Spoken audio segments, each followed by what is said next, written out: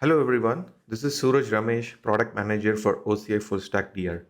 This is the third video as part of our ongoing video series for integrating Oracle Analytics Cloud with OCI Full Stack Disaster Recovery. In the first video, Bala Gudeti showed you how to set up disaster recovery environment for Oracle Analytics Cloud across two OCI regions. In the second video, I have explained the various processes which we have used for integrating Oracle Analytics Cloud with OCI Full Stack DR, where we have went through the entire lifecycle operations of creating disaster recovery protection groups, adding members, creating and customizing the plan, running the pre-checks, and perform the SISOR and failover plan. In this video, I'll briefly explain about the various user-defined scripts which we have used in the second video.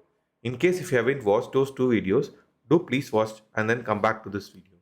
The scripts which we have used in the user-defined groups are available in the Full Stack DR sample GitHub repository.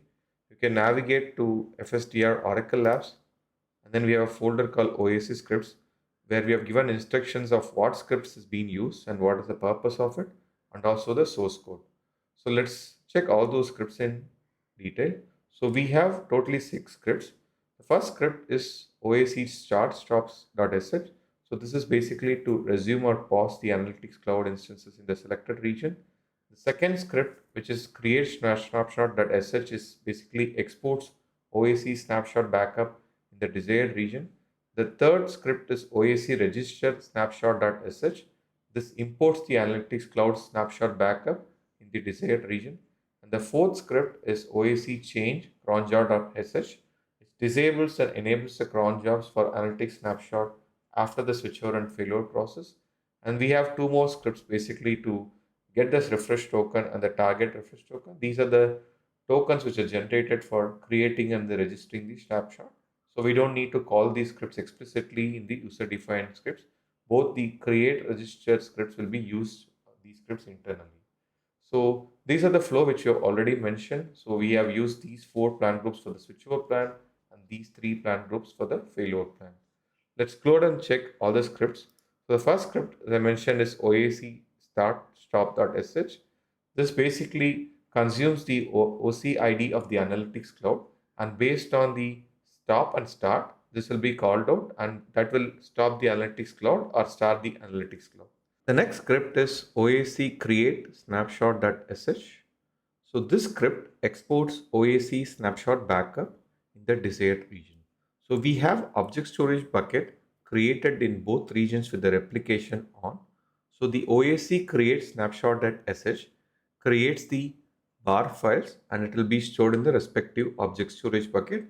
Because of the replication, those bars file get replicated to the respective target region. The next script we are going to review is the OAC register.snapshot.sh. So this script imports the OAC snapshot backup in the desired region. So we'll be using during the both switchover and the failover process. So it downloads the bar file and the data files from the object storage, and it gets the snapshot ID and it registers the snapshot, and then it restores the snapshot. Then we have the next script, which is OAC change cronjob.sh. This script disables and enables cron job for OAC snapshot process during a switchover or failover process. So we have a cron job set up in the compute instance where which the OAC create snapshot.sh will be run periodically.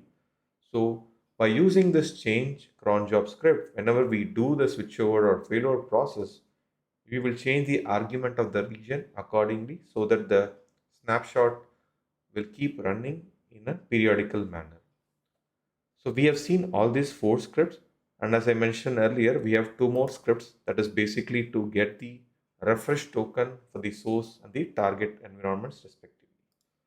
So with this we have seen all the scripts in detail and what all the scripts are used for.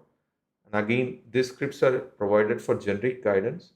Please use our scripts or you can customize the scripts according to your corporate policy and security requirements. Thank you for watching.